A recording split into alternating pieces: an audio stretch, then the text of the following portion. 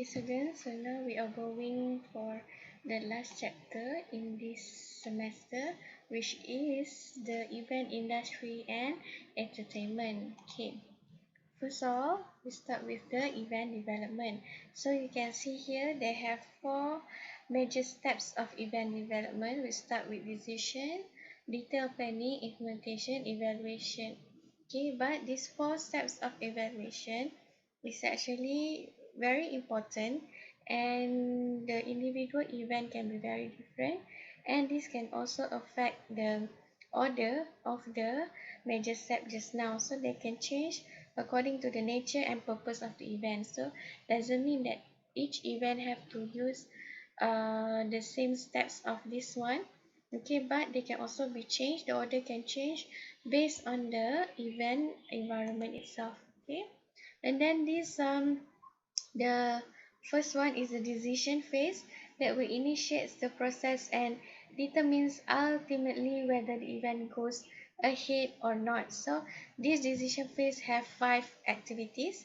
Okay, the first activities is catalysis, which is the person who provide the original idea for the development of an event. Okay, so for those who have this original idea are called as the catalyst, event catalyst. So are not necessarily event experts and may emanate from the public, private, or voluntary sector. So this organizational affiliation of the event catalyst is likely will impact the access to the resources of the event implementation.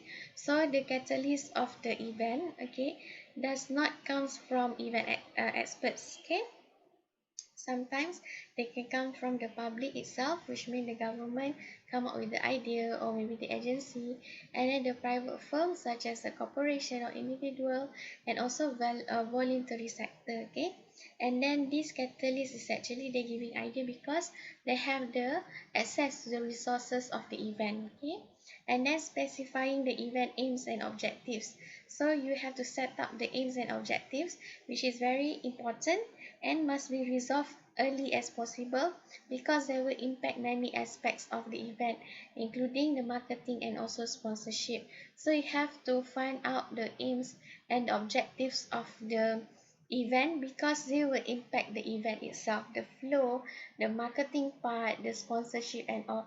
That's why if you have remember last time in the first phase of our event, the request for proposal, you have to come up with the objectives, with the goals, because we want to see how far the event can go, and this can also affect when you find the sponsors. Okay, they want to know what are your aims, what are your objectives. And then establishing the management board. So a management board will usually plans, implements, and evaluate the event. Okay, so this can be divided into subgroups if the event is too complex. Okay, so management board, for example, like the college. Okay, for your event is a college, so the college will usually plan and implement and also evaluate your event. Okay, and then next one is outline the feasibility study.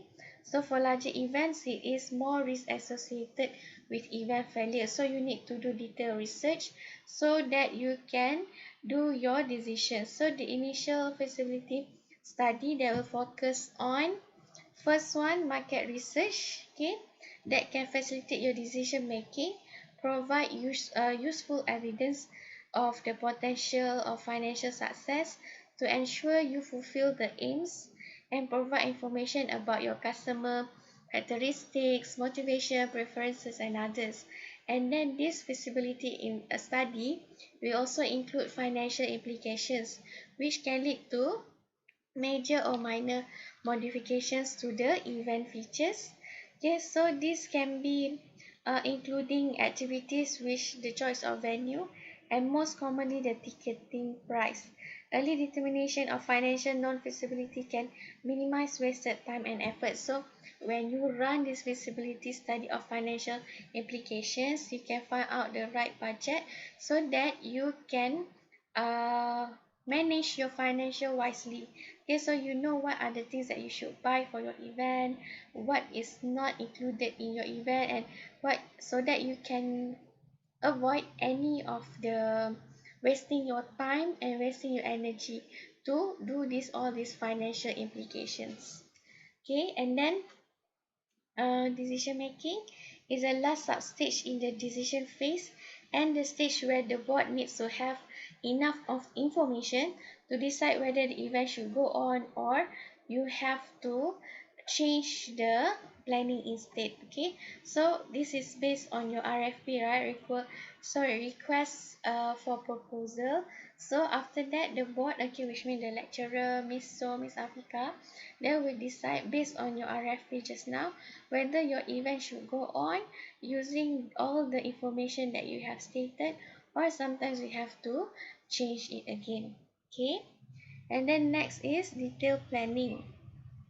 So detailed planning includes event product definition and development of the detailed financial study, which means you have to do financial research before moving on to another development of strategy, which is human resource management, the marketing, venue planning, operations management, and event scheduling. So this detailed planning is actually include all the planning essentials, okay, for your event, which include product, theme, location, timing, ticket price if you have any ticket price, financial analysis, marketing, human resources, and schedule. Okay, so this detailed planning explanation, please refer to your study guide. I have mentioned there. Okay, for example, first one is product. Event product is a unique blend of activities, okay, which are the tools for achieving the event aims and to satisfy customer needs.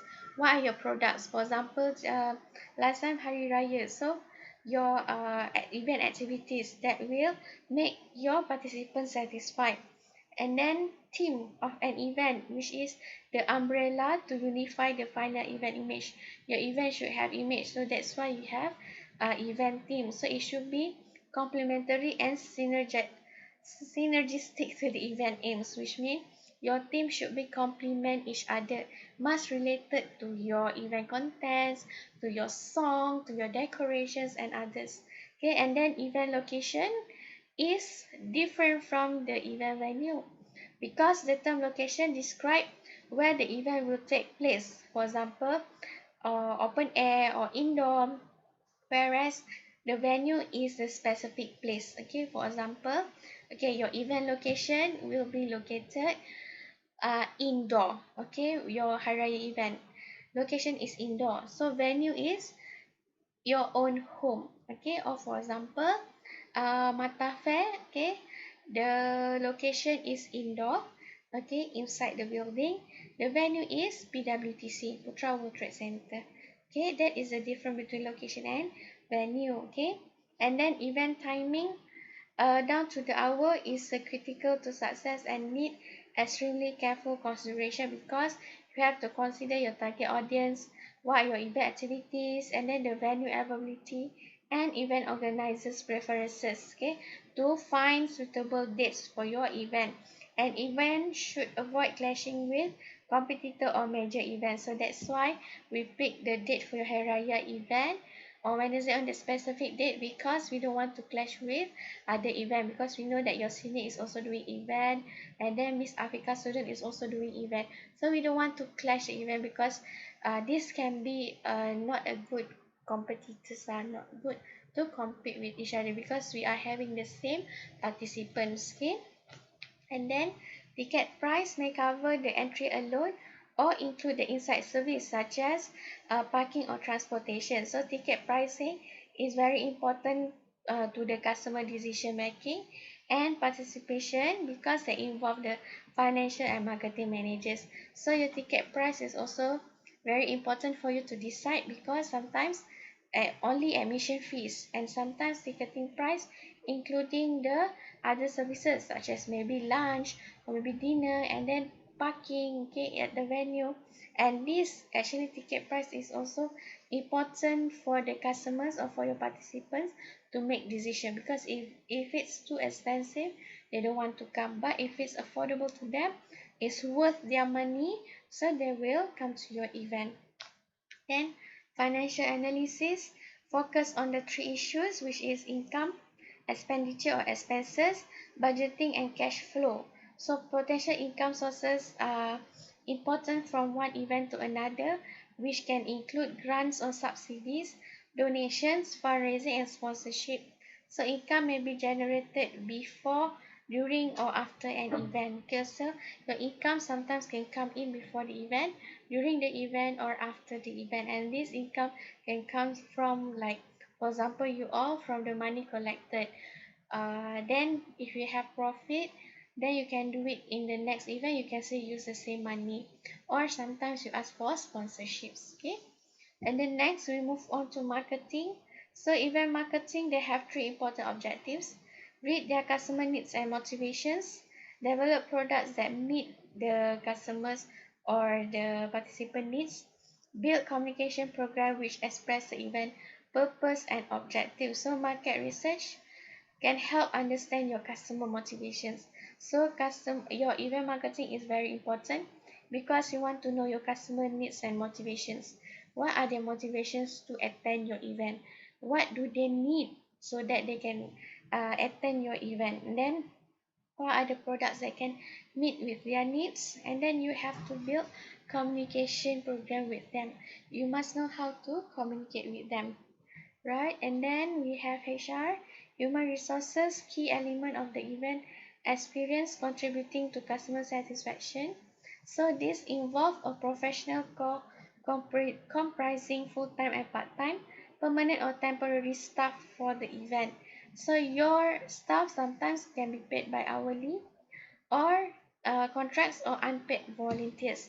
So human resources is very important to contribute to customer service, okay, or the satisfaction of your participant, because with the teamwork from your team, and then with the manage of say a good management of this human resources, then your participant will be satisfied. Okay, and then you have to manage your staff, whether it is permanent or temporary, or sometimes you can just hire part-time staff, or you can also hire volunteer. Okay, and then schedule, describe the timing of the different elements of the event in the minute detail.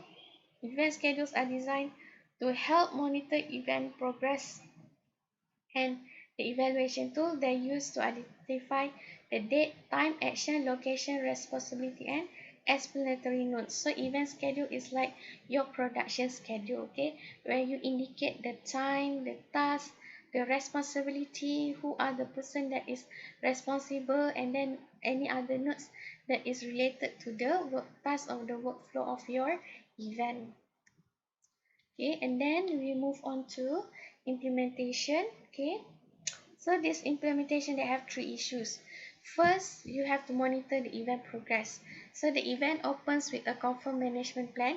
You already have your plan to identify the key activities, whereby the activity should be monitored to ensure the event is going with your flow, within your plan, and then within your flow, and whether it is necessary to take any corrective actions. Like for example, last time we did 2 times of rehearsal because we want to see if there is any corrective actions that should be taken, so to make that your event will run smoothly. And then dealing with contingencies such as unexpected happenings leading to event cancellation, postponement, or confusion are generally out of control of the event organizers. So sometimes you cannot run your implementation because of these unexpected happenings. Let's say maybe because of the pandemic of COVID-19, or maybe there are no participants, or they have anything like that you unexpected that should happen. Okay,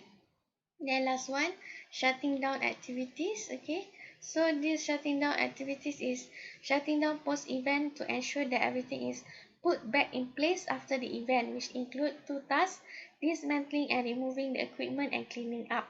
Okay, so a timetable for suppliers to dismantle and remove all the equipment such as the sound and lighting systems, your temporary stages, or your mobile toilets should be identified when you hire contract. Okay, so this is not only cleaning the venue, but it should extend beyond the event, which includes removal, ideally recycling or promotional materials and special signage.